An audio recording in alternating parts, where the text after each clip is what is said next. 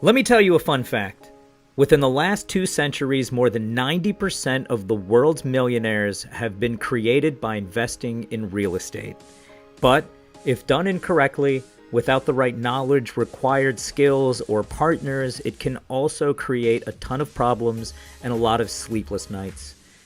You feel like sometimes there are way too many gurus out there trying to sell you on a weekend course, or just too much noise to cut right to the facts? Yup, we did too, and this is why we started this podcast.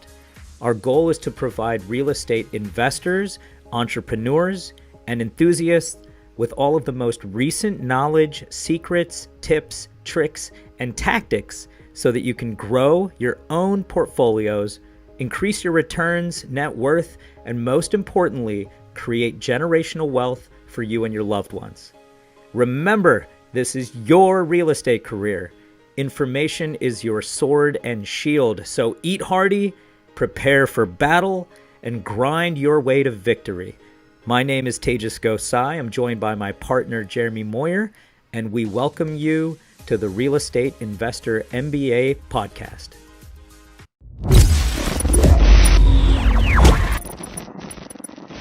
Hi, guys. Welcome back to your favorite real estate podcast. It's Real Estate Investor MBA. I have the pleasure of being your host. My name is Tejas Gosai. My co-host, Jeremy Moyer, could not make it today. He is flying to Texas, but I promise we have an awesome show. We've had a few episodes on self-storage, but we've rarely had the self-storage guru, Scott Lewis. You're going to love the interview, and I'll tell you about his bio, which will set up why you know this is going to be great. But first, I would encourage you to go to our website. It's rei.mba. We've had our program running for a couple of years now. We got to say thank you. That's how we usually start the show. For everyone who's made our show possible, all the folks that are commenting on LinkedIn, Twitter, YouTube, thank you, thank you. We're on iTunes, Spotify, Stitcher, iHeartRadio, and we're appreciative. You know, we really put a lot into this program. We try to make sure we get the best guests. And with the website, we're trying to make sure that we have the best website. We are rebranding it. We're adding some great tools in there. For example, we have something called the Real Estate Roadmap, where we've put together sets of videos to help explain certain aspects of the real estate industry, from pre-acquisition, just planning what you're going to do, to buying your first multifamilies, to asset management, running those properties, to fundraising, to pooling investor capital, to how to start a private equity fund, all the way through to passive investing, triple net real estate. I have an episode on cap rates, one of my favorite topics in the world. So please check out the Real Estate Roadmap. You can sign up online. We also have inventory on our website. Nationally, you can sign up on our platform, check out multifamilies across the country, commercial. You can pick your territory, what you're looking for, as well as off-market inventory and a new section called Market Intelligence, where we're putting together a subset of articles that we scour the internet for that we think are relevant to the folks that pay attention to our program. Again, we love you. So let's get into our guest. Scott Lewis is the co-founder and chief executive officer of Spartan Investment Group, LLC. As the CEO, Scott is responsible for the strategic direction of the company and ensuring it aligns with SIG's mission to improve lives through real estate. Prior to Spartan, Scott held positions as a regional sales manager for a biotech firm, various positions in strategic and project management for the federal government, culminating at the GS-15 level, and was on active duty in the U.S. Army as an infantry officer. In addition to Spartan, Scott is active in the U.S. Army Reserves. Thank you, Scott. Thank you for your service. And an Iraqi Freedom Combat vet. Can this guy get any better? Scott graduated from Michigan State University with degrees in chemistry and marketing, from Catholic University, an MS in management, and from Georgetown University with a certificate in project management. The dude is stacked. And when it comes to self-storage, it is a very niche business. Everybody wants self-storage, or they hear about it and, they think it's just you're buying an asset and you're just going to make a bunch of money. But just like for multifamily, there is value add when you change tenancy, renovate the properties. You can really turn $1 million property into a $2 million property in a year period if you do it right. Well, self-storage is similar, and they measure self-storage differently. It's not about the units, it's about the square footage that you have available to rent. A big part of these self-storage facilities is also being on a larger tract of land. So when Scott talks about how they size up acquisitions for his investors and their firm, they're looking at the cash flow, but more so how much more square footage they can add. There's also different features that are available that I didn't know about in this industry. The scalability is really important. Scott mentions that he held on to self-storage and then just focused on this niche for years. And the risk-averse players are definitely in the self-storage space. So I think you'll really enjoy the interview. Check out our website, rei.mba, for 60 more of them, and enjoy Scott. Take care. Hey guys, Tejas Gosai. We have the pleasure of being here with Scott Lewis. Scott, thanks for making it. Thanks, Tejas. Appreciate it. Yeah, so I just gave a little bit of an intro, but would you mind bragging about yourself? It's always good for the listeners to hear where you are now and tell us how you got there. Yeah, so I'm the CEO of Spartan Investment Group, and I've got a little bit of a non-traditional route to real estate. I actually don't have any education or prior to Spartan experience in real estate. My experience came from a lot of tangential things. Graduated from Michigan State, degrees in chemistry and marketing, and went to work for a biotech firm as a regional sales manager, covered 14 states there. Kind of cut my teeth traveling about 300 days a year. And then kind of a big integrity guy, and something happened at the top levels of the company that I didn't necessarily agree with. So I decided to leave and join the military. Bravo. Thank you for your service. I appreciate the support. Definitely. I went, it was active duty for 4 years. I was an infantry officer on active duty. So I got a lot of really good training, a lot of good experience there in leading, troops. And then I came off of active duty, went to work for the federal government. Kind of at some senior levels there, got to work with some really interesting people in the administration there in the areas of kind of strategic planning, risk management, project management, process improvement. So those tangential skill sets for really kind of facilitating growth in a business. And while I was in the government, I started Spartan and kind of ran parallel paths there. But that's really kind of brought me to today. Obviously, I'm not in the government anymore for a while, and Spartan is growing pretty fast. We just made the Inc. 500 for the third year in a row. Congratulations. Appreciate it. So that's about me. Yeah, no, thank you. Obviously, tremendous resume. Check out the website. It's in the show notes. And yeah, again, thank you for your service. You got to tell me first, how much does being in the military help you in business every second of the day? Start to stop? Is it, you end your one career and then you're in this, but I feel like guys like you just can't quit. You just go at this level. And it keeps moving. Yeah, it's been really helpful. I'm actually still an active reservist. So I still do the 1 weekend a month, 2 weeks a year thing for at least a little while longer. But it's one of those things, if you have the ability to take military concepts and adapt them for civilian use, they can be really helpful. It's a balance that you have to strike. It's not coming off as G.I. Joe in the office, building a bunker out in the break room, right? Versus not. There's a lot of really good stuff that the military teaches, from planning to risk management to resilience to kind of intestinal fortitude. There's a lot of really good skill sets there. And if you can adapt them for use in the business section, you can do really, really well with them. Yeah. Funny, I was a marketing major, and when I do pretty well. We have a commercial real estate team, and, we've attacked a market, but marketing, you really do kind of have to go by land, by air, by sea. You're influencing a lot of folks and what your mission is. So yours has been amazing, and you've changed a lot of lives. You're moving in an amazing direction when we are in a very turbulent time. You want to tell us about what you're doing lately? Share some of the, people like to hear numbers and units and stuff like that. Yeah. So, we're kind of doing our thing. There's a friend of ours has a quote that says discipline trumps recession. I really, really appreciate that quote. You got to pick a strategy and you got to kind of keep going with it. And you need to make some slight adaptations to it. But just because a market changes doesn't mean you should throw out, or just because an operating environment changes doesn't mean you should throw out your strategy. Yeah, we're doing different stuff with debt and with equity, just like anybody else. This isn't the first time we've gone through this. So people need to remember to review history. Look back in the late 70s when we were in a highly inflationary environment. Guess what? People were buying real estate. Look in 1987 when the savings and loan crash happened, and real estate flooded the market because the doctors couldn't take those passive losses anymore. look in the, like there's tons of times in history where we've gone through a lot of issues. I actually personally think that financial is not our biggest risk right now by any means. I think geopolitical risk is much, much higher than than the Fed messing with interest rates, because that's within control. The stuff that's going on in Taiwan, the Russian aggression in the Ukraine, we're now running some hot exercises in South Korea, which is pissing off North Korea.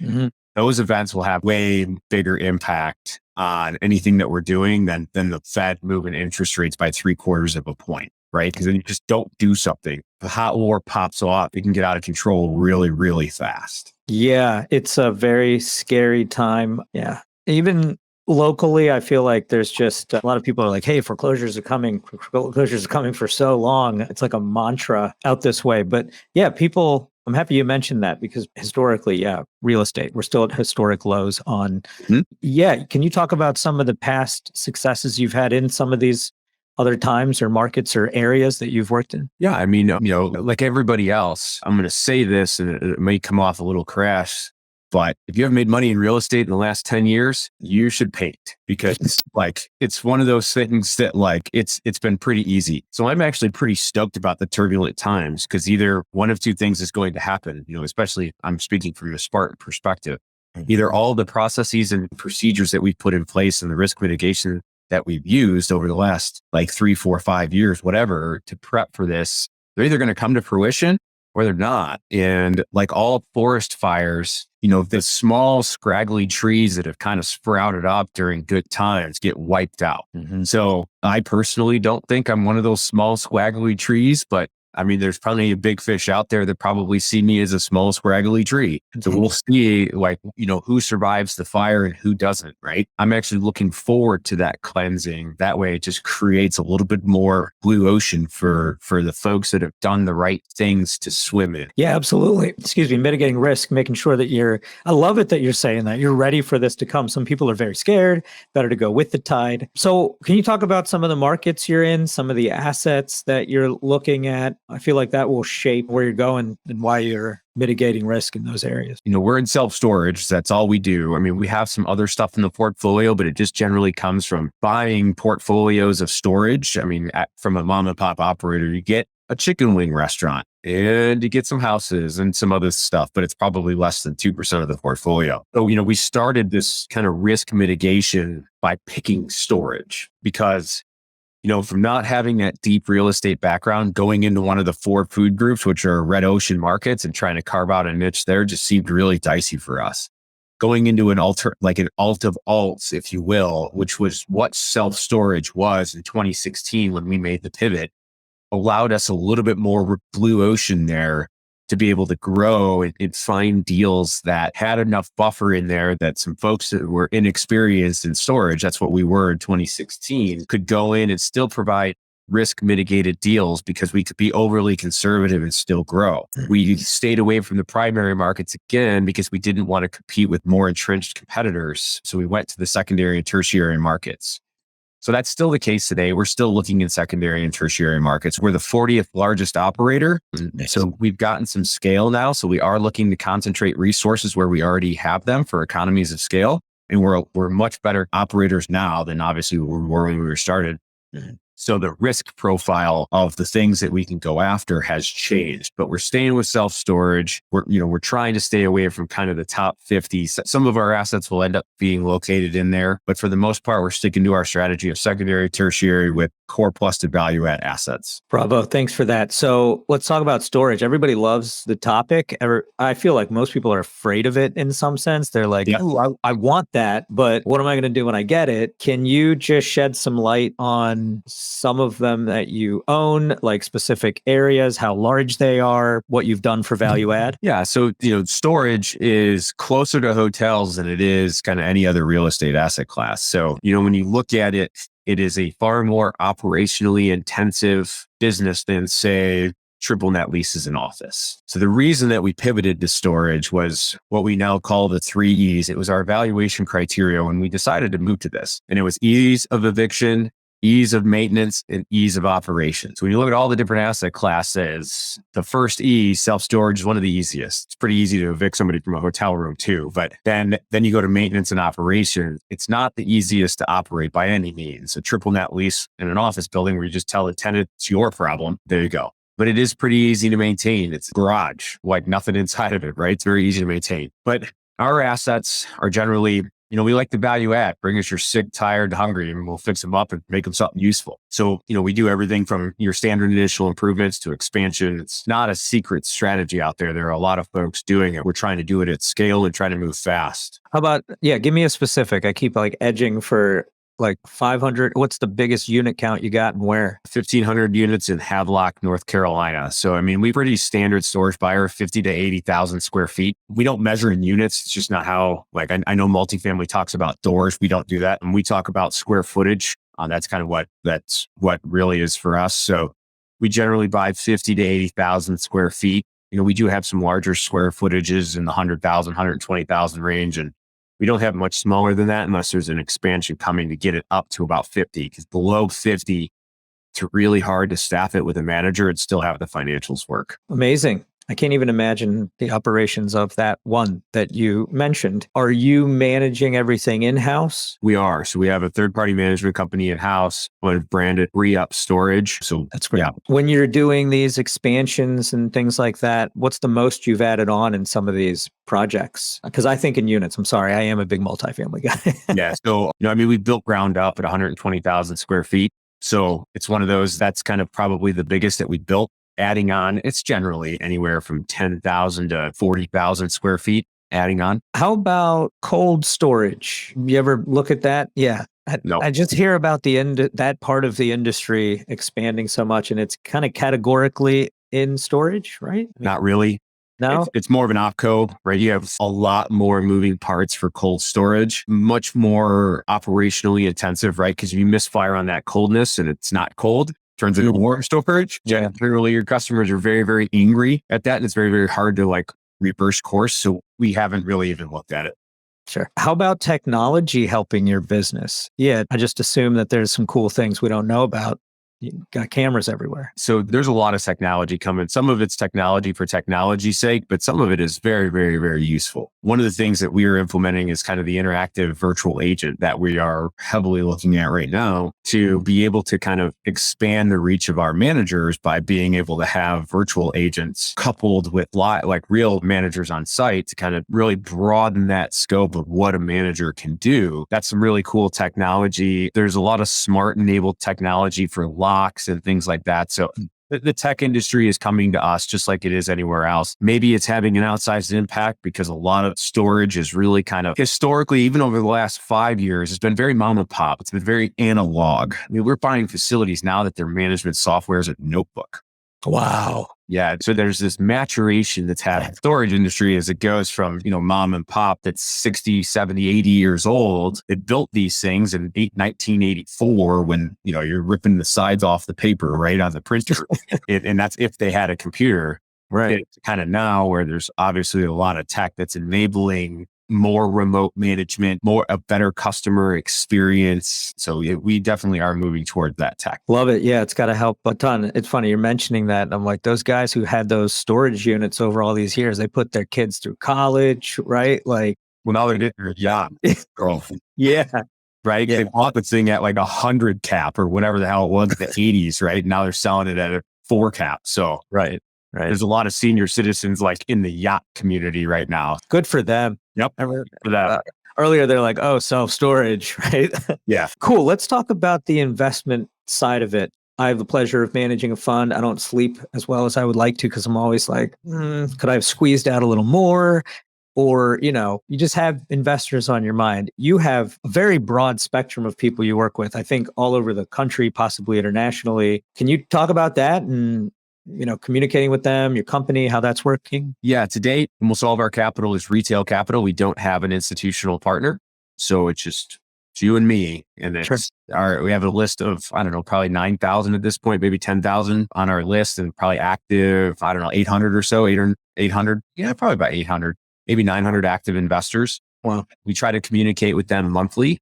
It's kind of the ideology that If we're thinking about like, oh, I wonder what my investment's doing, we want an investor to go to their email and there it is. So we try to communicate monthly. We have investor statements on our portal that they can log into. And, we try to be the gold standard in communication so that investors know that we care about them and we want them to be informed, whether good news or bad news. Sure. Absolutely. So competition, you're highly motivated. I like competition. You're knocking it out of the park. Are you moving in new territories? Are you sticking to specific areas? Yeah. So we're pretty opportunistic. And as far as the market goes, we obviously have some preferences of where we have current assets. And if we're going to purchase an asset, kind of a loan asset in a market, we do try to get additional assets there for staffing, like economies of scale. But I mean, we'll always open up new markets. We're pretty market agnostic. We stay away from California, Illinois, New York, and kind of the upper Northeast. But other than that, we're pretty opportunistic buyers. Awesome. So future stuff, just in general, first with the economy and, you spoke about geopolitical stuff. What do you tell people that are still thinking about getting into real estate? It's like a lot of our listeners are, and it's different. They're trying to buy their first 2-unit, 6-unit, 8-unit. There's still people who call my team all the time. Hey, I want to buy self-storage. And we're like, we don't even know about self-storage. Like, you got to talk to somebody who's specific. I think now is not one of those times where you want to go out there and take risks. You want to do what you know. And if you are just getting into it, that's okay. Just know that you're going to be a lot less competitive. You better build in a lot more like conservatism to your underwriting so that you can absorb some mistakes that you're going to make. Don't get aggressive out there right now. It's not a good time to do that. You really should only get aggressive if you can back it up with experience. Otherwise, you should be conservative. And the best deal you'll ever do is the one that you lost. So I just talked to an MBA class from UCLA that's trying to start a business. And I told them the same thing. I'm like, hey guys, you're coming out. They're trying to start in Southern California with multifamily. I was like, hey guys, just know. That's what I told them. I said, hey guys, I don't want to rain on your parade. Just know that it's going to be very difficult for you, and calibrate your expectations, calibrate your underwriting such that you got a lot of resiliency because you're going to take a lot of hits. You're going into a crowded market. Southern California multifamily is red ocean market. So like you're going to be this tiny little fish swimming with sharks. If you're not careful, you're going to just get bloodied up. So just be ready for it. And you can plan around that. A couple of them are military vets. I said, use your planning skills, like use the skills that you were taught to plan your combat operations, because the enemy gets a vote and they never vote with you. So remember that and just plan around it. Love it. It's so great. So you speak a lot and you're always, all over the country. People run up to you right afterwards, right? And they're like, hey, and they ask you some specific questions, right? Can you share some of those? Yeah, I think one of the ones we get the most is kind of how to scale so fast. We didn't buy our first facility until 2018, and now we're a top 40 operator, right? And you started started Spartan in 16. Started in 14. Started the planning in 13. Did our first residential flip and started it, got it under contract in 14, sold it in 15, did several more residential flips to late 2016, pivoted to storage in late 2016. And then we're ultra conservative, which was dumb for 2017 and most of 2018. That was really stupid. We should have just went out and bought everything we could have. We could have been complete morons. So that was dumb. You and I would be having a different conversation because I'd be on a jet. Yeah, I was going to say, I'd be on your yacht. Yep. So, but it's one of those things when we wrote a strategic plan, it's on our website.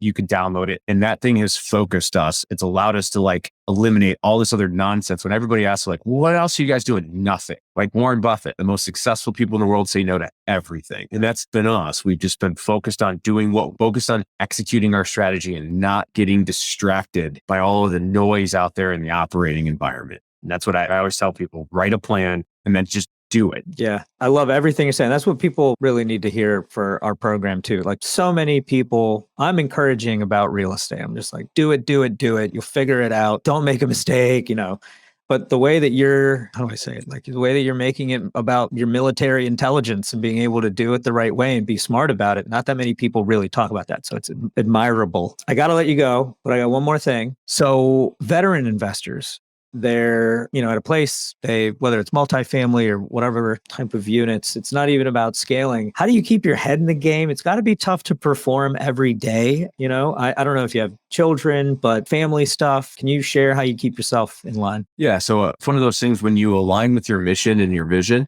and you get really clear on that, the rest of the stuff doesn't matter. Because if you keep focusing on your mission and your vision, then that's enough. Our mission is to improve lives through real estate. And our vision is for our team to grow personally and professionally and to provide our investors with really thoroughly scrutinized investment opportunities. That's enough. That's why I do this. I take care of our team, and I take care of our investors, and the rest of the stuff that's it. Yeah. Play it right. I love it. Well, sorry, I got to let you go. Scott Lewis, awesome. Thank you. Thank you, sir. Appreciate it. Definitely. It's Real Estate Investor MBA. Tejas Gosai. Check out the show notes, hit Scott up, and we'll check you out next time. Cheers. Thank you.